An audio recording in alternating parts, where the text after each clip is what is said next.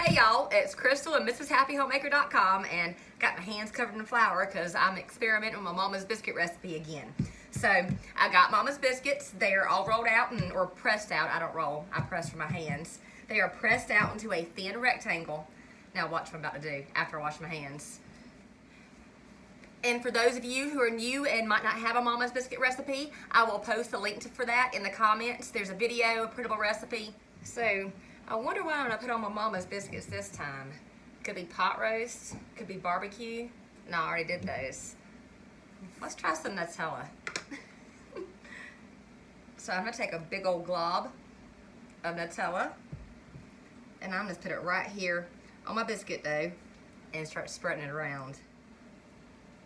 All right, so I've got my Nutella spread. I've left about an inch of the dough without Nutella around the edge. And I'm gonna put this in my sink. I could be done there, you know, but I'm not gonna be.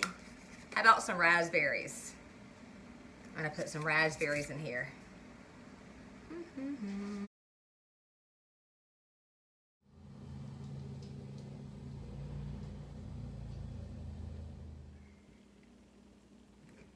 So now I'm just gonna roll it up like a cinnamon roll.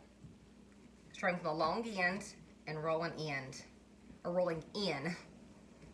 And pressing down, squeezing it.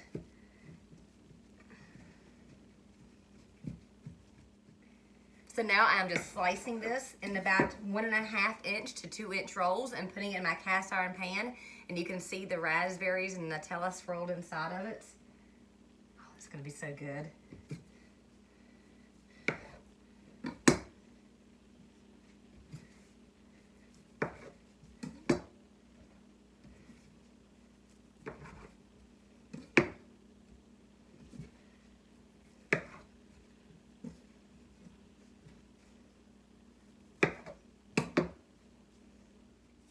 And this is what we got.